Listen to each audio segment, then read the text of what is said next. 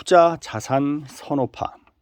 중소기업체의 사장인 함 사장의 투자 중에서 가장 히트를 친 것은 1998년에 5년 만기로 발행된 무기명 채권의 투자였다. 당시 실세 금리가 20%였는데 무기명 채권인 고용안정채권의 표면 금리는 7.5%에 불과했다.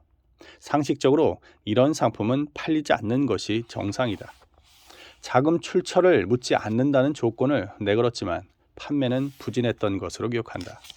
당시의 필자는 이 채권을 심부름하면서 왜 이런 채권을 사는 것일까 하고 의아해했는데 세월이 지나고 보니 나보다 함 사장이 더 고수라는 것을 알 수 있었다.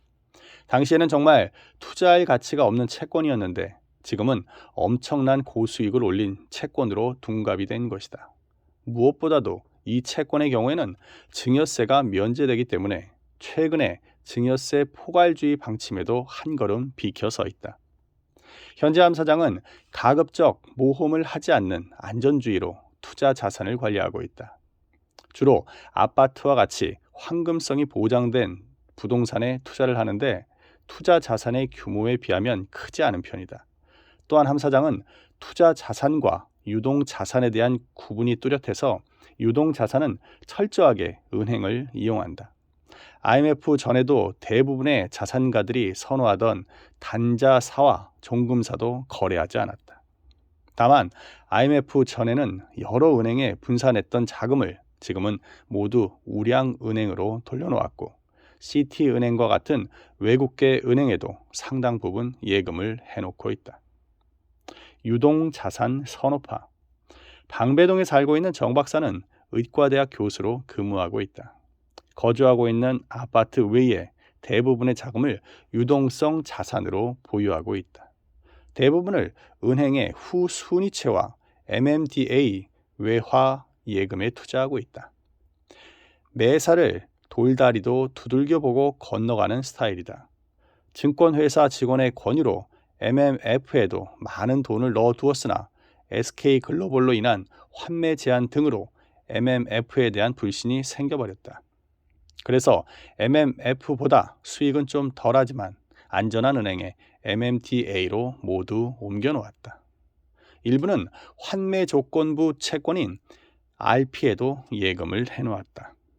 현재 2명의 자녀 모두 미국에 유학 중이어서 외화 예금도 선호하고 있다. 환율이 유리할 때 매입을 해놓으면 송금할 때 신경이 덜 쓰인다는 이유에서다. 또한 절세 상품에 관심이 많아서 분리과세 상품이나 금융소득종합세에 적용을 받지 않는 비과세 상품에는 대부분 가입을 했다. 아무래도 유동성 자산이 많다 보니 배당소득과 이자소득이 많을 수밖에 없고 따라서 가장 신경 쓰이는 부분이 세금이라고 했다.